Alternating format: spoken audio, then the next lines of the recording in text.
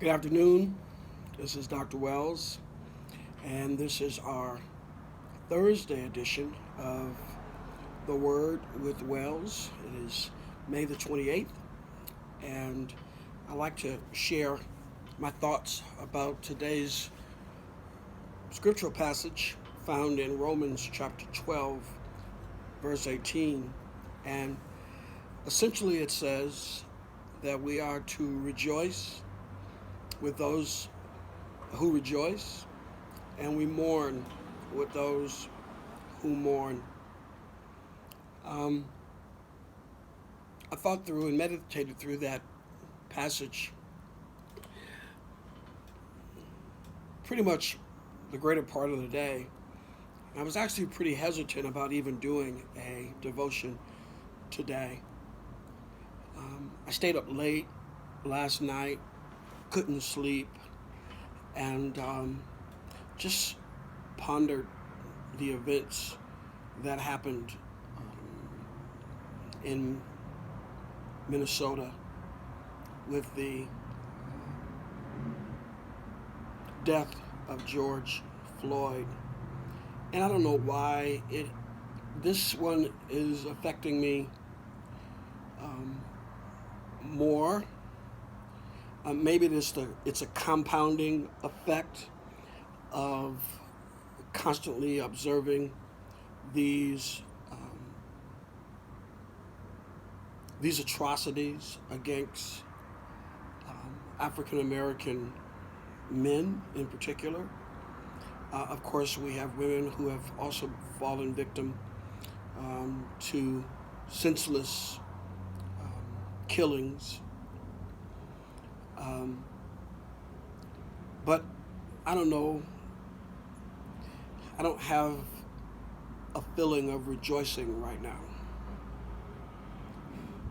I feel more it is really time for our nation as a whole to mourn. And I really wish we had leadership to walk us through a national period of mourning. And I understand that we are probably nowhere near the end of this pandemic and the loss of life. And so there may be this sense of waiting, but being in the pastoral ministry for 25 years and walking people through the stages of grief, so many of the citizens of this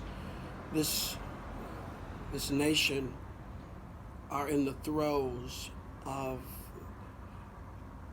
grief, many of which were not able to be at the bedside of their loved one when they passed, and many of which are being affected across generations. And so I think this is not the time for petty games and political games, but it's really a time for us to express a sense of deep sorrow over what's going on in our nation. As a former law enforcement officer, I proudly wore the uniform of the San Diego Police Department and the badge, and I know many outstanding officers, male and female, black and white and brown and Asian, and just many, many, many great officers. And it's grievous that one officer or a group of officers can really cast a dark cloud over the men and women who serve and protect our cities and our counties, our highways and our byways. So I pray for them and their family, but I also pray for Floyd family. I pray that they find some degree of solace, some degree of comfort during this time. And so maybe I'm a bit more sensitive, given the fact that we've been isolated from each other, maybe almost 3 months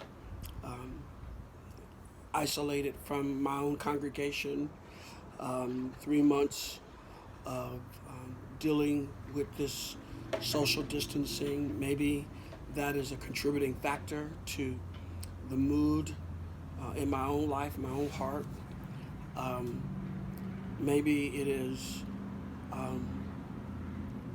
just considering the dangers that my son and other African American men and boys have to face in this society today.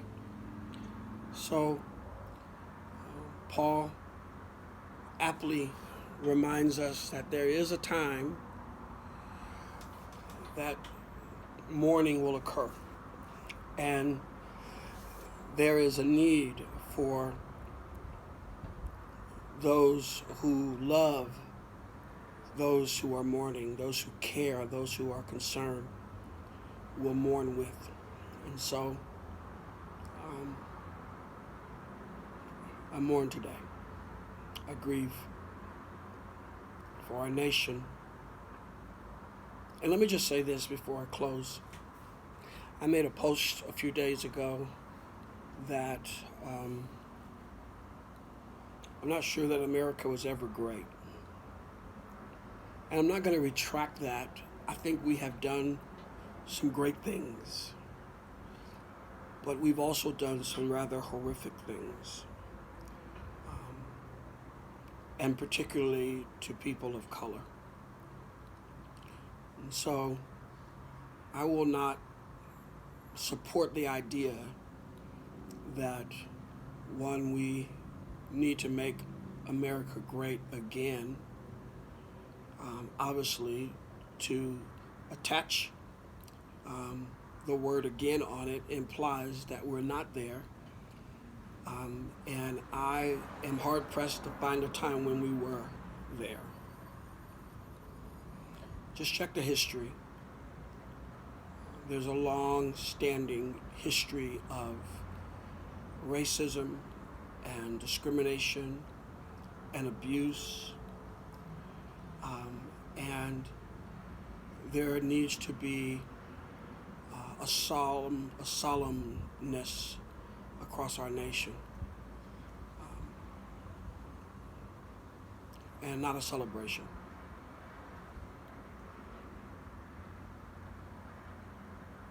So pray for me. Pray for you. And I'll see you tomorrow. See what the day will bring us. God bless you.